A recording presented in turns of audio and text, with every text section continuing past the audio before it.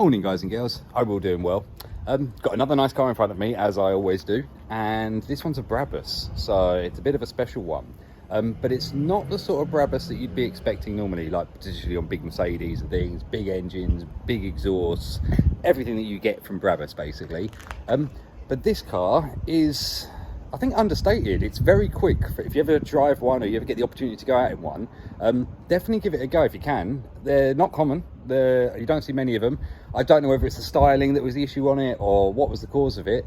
But yeah, never a really big seller, considering they do a slightly smaller version of this that was very popular. So anyway, let me give you enough waffle and I'll show you what I'm looking at.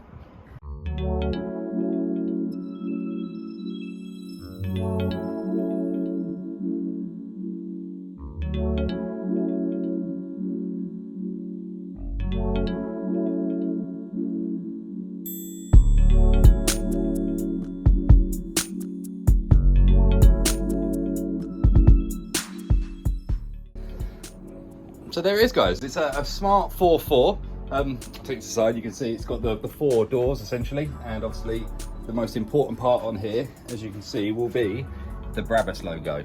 That does set this car apart a lot from the normal ones. To be honest, I don't know exactly what the differences are. I know they turbo it, they do a bit of a brake upgrade. I'm not sure if you still get the same suspension and all the sort of the other stuff inside, but apart from the Brabus side at the back and the tiny little one that you get in here, I think that is the only thing that really describes it as a Brabus. So the wheels as well, they've also got the B on them. So a pretty fun job. Gentleman's got this car and obviously he wants to keep it. It's gonna have it for a while. The stereo's a bit dated. He doesn't want that sort of system in there. He'd like something with Apple CarPlay Android Auto. And he said, while it's in, can we do the speaker upgrade? Now, these cars, as you'll see throughout this video, they're very different to how you'd normally do a speaker. So in a normal car, you take this panel off and that would give you access to the speaker down there, and then obviously we can just do the direct swap over. We've also got some tweeters to swap over up here. But on these cars, and it has been years since I've done this, I'm actually gonna have to remember myself, the outer skin is the bit that comes off.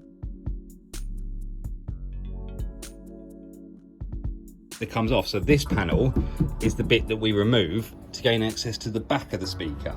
The rest of it is pretty much standard. I'll quickly show you those wheels with the little Brabus logos. They do look really nice, these. I'm not sure why these are 4 studs, and I know on the Smart car there's 3 studs, which seems mean because then you can't swap and change them and things, but c'est la vie, they obviously know what they're doing. And we get a little Brabus logo there as well. So the first thing I'm going to do is just rattle my brain about a bit and see if I can remember how to get these off. They should be the exact same as the 4.2, which you'd start at the lock area. Once you've got this lock attachment area taken off, take off this rubber bit. Looking at this, we'll probably have to take the wing mirrors off, the way that sort of sits in there. But I am going to start with the back doors and get those ones done first, so we haven't got to worry about the wing mirror just yet. But right, let me do a little bit of head scratch and I'll bring you in when I've started to get this sort of taken apart.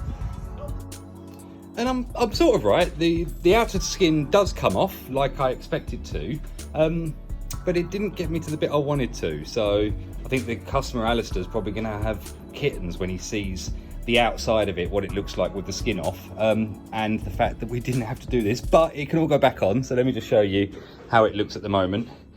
So that would be the skin off. As you can see, the skin's down there. That goes through. Now normally, for instance, in normal one, you'd then go through here and you'd unscrew these speakers and then change them over. But looking at the design of it in this one, they've made it very easy for me, because literally that grill can pop off and then we can just change the speaker out. So I better put the outer skin back on. Obviously the customer will now know that I've done this because he will be watching the video, because he is one of my subscribers. And that was one of the things actually when he came in, he's like, oh, can you film the process and everything else? So he'll be able to see that I've just done a quick inspection inside his door just to make sure that everything's good behind it before I do my good speaker work on it. Not that we didn't need to do this. But let me get it back on, it doesn't take too long. Right, that was a bit embarrassing, but c'est la vie. That's all back together now, so that's all normal. So now we can just do a very easy swap over the speakers to the rear. So these rear ones are not going to take long at all. And I'm gonna guess the same on the front ones. I'm gonna go for that grille first before doing the door card. But it's nice to know that I haven't lost my skill, even if it's the wrong skill used. So, but c'est la vie. I guess he'll never know unless he watches this video, but he said he's definitely gonna watch this video, so sorry Alistair. Right, so at the back, we're going for a full Alpine setup. These are my favourite little go-to speakers. Just they give a good sound. They can run on an amplifier, without an amplifier. They're not the best, they're not the worst. They just sit really nice in the middle of like a good quality speaker. So Alpine Type Gs, we're gonna have those front and rear. Obviously the rear ones are gonna be coaxial. So let me just get this little guy out of here. And coax basically means that it shares the axis with the speaker and the tweeter. So comparing that to the old speaker, he's not going to have any tweeter, so we'll definitely get a nice lift in the high-end clarity for the rear there. Mounting looks a bit funny on that, where you can see where we've got two nearer and two further away. So I think I'm just going to have to adapt these, probably shave a little bit off these end bits. And but yeah, we'll get them in the doors and see how she fits. Yeah, just some more adaptation needed. So these bits here just stuck out slightly too far. As you can see on that one, just cut them flat. Obviously, make sure you've got enough meat to actually screw the speaker down. And now that will fit up in there lovely. So right, just got to work out for the polarity for the speaker, and you'll see how I use a little AA battery to give me that information. Right, it's real simple. So if you can see there, I've just got an AA battery with a red and black, and obviously then I know that the red is positive and the black is negative. So I then go onto the terminals and we'll see the speaker move up or down first. So in this way, that is moving up as I put power in. If I was to swap those over, it would then go down. So I can then tell, basically using which one is the red, which side is the positive side of the pin terminal. That means it moves forwards first, which means it's in phase in theory with the rest of the speakers. So I'll now use that method to basically work out which one of those plugs is the plus and the minus. And obviously now I'll be able to tell in the car which one of those is the plus and minus, rather than having to do all the continuity routing at the head unit end. So a little tip there for you. Right, so we've worked out that the yellow one is our positive on this. You could chop the end of the plugs off. Now, I don't like doing that on the basis that if the customer ever wanted to resort back to these, I don't know, he's selling the car, wants to keep his sound system, he's still got those plugs attached. And then all I'm gonna do is just solder on a little fly that has new aftermarket speaker terminals on, and then obviously we can then just set the right colors to the right side. So our positive was our yellow. We just spin these up.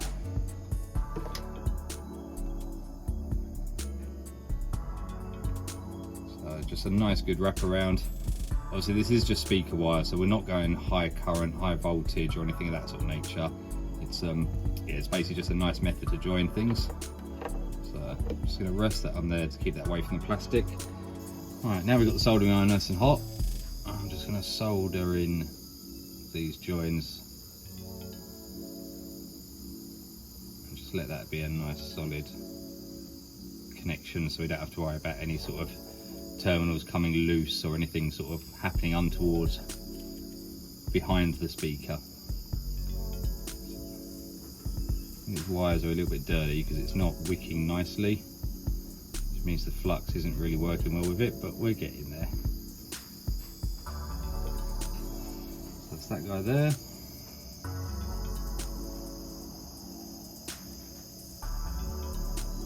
Obviously a clean soldering head and a nice hot solder will make it a lot easier. This one is a bit beaten up, but I'm due to change this one very, very soon. So once we've got solder on them, just give them a tug, make sure they're nice and secure. Obviously tape them up and then make that sort of a loop back there, keep that out of the way, and then we're ready with our new connection point. And as simple as that, that speaker's in, so I'll get the grill back on and then I'll get the other side done and we'll just test both these rear ones and then we can move on to the front. And there we go, you'd never know I'll be there. Obviously you may be able to see the tweeter through the centre there for instance, but yeah, all good. Right, just moving to the front now. As you can see, we've got the same sort of speaker arrangement at the bottom there. We've also got the tweeter at the front here, at the top. Now, I've just had a look on this side and to see what sort of tweeter it is. I think this is the smallest tweeter I've ever seen. Like, my thumb covers it. It's absolutely minuscule. Tiny, tiny little magnet on the back. So, obviously we're gonna get the new Alpine tweeter in there with the new speaker there. The crossover, I'm gonna mount up behind here, so it then keeps out the way down behind that section. And then yeah, we'll just run some cable up for the tweeter, do all this stuff, and get that all in there. It's pretty much ready to rock and roll now this side. On that side, I've just got to take that top tweeter trim off, and then we can get the speakers in. Once all the speakers are back in, we can then do the fun job of getting that swapped over. Right, and that's the front set we're going to use. So as you can see, these are component sets. They've got the separate satellite style tweeters. That's those crossovers that I just mentioned that are going to go down to the door section. Obviously the speaker, you know how we're going to get that in. And then we've just got to figure out a way of getting that tweeter mounted up in that little grille section there. Ideally, I won't cut these down so that we can put the factory one back if need be. There's nothing really to go on the front of that. So yeah, I think we'll have to find a nice way of getting that mounted up in there, but I'm sure I'll solve it. So we'll catch you in a sec. Right, pretty simple solution for the tweeter. It isn't just held in by the strips of the sound deadening, but there is contact adhesive, or impact adhesive actually gluing it onto those plastic spurs. And then this is basically just going to stop, because you do slam doors open and shut and things, it's just going to help just to hold all that in place, and obviously give it a little bit of absorbency as well. So right, we'll get the other side done, we'll get those in, and that's another stage sorted. Right, to bring you back over to the door now. So we've got the crossover all wired up. Basic job of it is just to separate out the tweeter and the bass so that we don't get any bass coming from the tweeter there, and we don't need high frequency tweeter coming from the speaker. So that will slip. I'm going to mount that up down inside. It says as you can't get it in now. That's going to mount up and live over in there, and obviously all mounted down. And then that will eventually, once we've neatened up the wires, we've then got our speaker terminals to go into a new speaker. So let me get that speaker in, get it all tested, and then we'll do the other side, and that's all the speakers sorted. All right then, that's all the speakers swapped over. Everything's working back off the original system, so now obviously it's time to change this system out.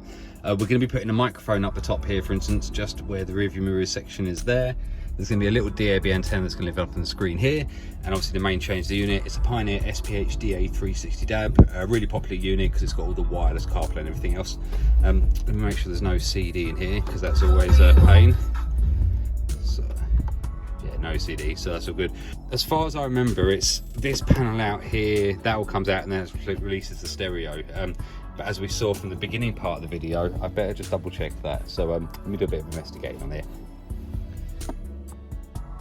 Although it looks messy, it was how I expected. So this bottom bit comes out, then take this section out, and that frees up the stereo. Stereo slider's removed. This is the new steering wheel control module that's going to communicate with all of the buttons up on the steering wheel there, for instance. And we've got our microphone mounted up. We've got our DAB antenna. One thing you have to do is just scratch a bit of plate off there just to give yourself an earth contact. So that's your DAB. Just run that down. I'm just looming up the cable, and then that will run behind the dashboard and make its way back over to here. And then I think all we got to do is drop the USB down in the glove box, a few other little bits and pieces up here, and then we are set. So won't be long, and we'll have some nice music playing. All right then, happy to report that we're all back in. All these are functioning, clicking on and off, and all the bits and pieces, low and high, and everything else you get normally. So, and obviously then we've got things like the buttons on the steering wheel. They'll be controlling the system. As you can see, we've got Apple CarPlay and Android Auto on this unit, all wireless. So a really nice bit of kit this. I don't know if this will work because I'm filming on the phone that I'm using it for, but let's have a look and see. Yeah, it kicked out my voice while I was doing that there. But as you can see, we've got CarPlay running, and that's our address there, Creative Car Sounds, which we've arrived at. So we'll end that. Yes, we get all the normal things on it as well. So you get the normal DAB radio, you can add a reverse camera to it if you want, you've got your Bluetooth streaming, all your sort of good facilities that you'd expect from a decent quality Pioneer. So I'm just gonna have a little play with the sound of it and set it all up. But I think in theory, we're actually done. I've just got to double check a few trims and other bits and pieces, the normal stuff I do. So Alistair, I know you would have watched this one, so I don't know if it's shown you what you want to see or what you don't want to see, but at least you know exactly what you're getting in the doors, what involves that. The fun and games at the beginning of the video where I checked inside your car bit that I didn't have to go to, but we know that that bit can all come apart and go back together well, okay? I guess that's a good thing. But yeah guys, so thank you very much for watching. Thank you for subscribers. I think we're nearly 1100 now, for instance, and I can tell you YouTube pays a lot. I think since I've monetized, I've earned about £15, so that's going to go towards my ULEZ charge that I'm going to have to pay for my work van to come into where I work in London now. So yeah, thanks Mayor of London for that one. But anyway, let's get off politics because that's not what we're here for. And I hope you've enjoyed it, guys. Obviously a lovely little Brabus, and as you can see, it's got everything that you'd need now for a modern stereo. So anyway, I hope you had a great day, guys, and I'll catch you on the next one.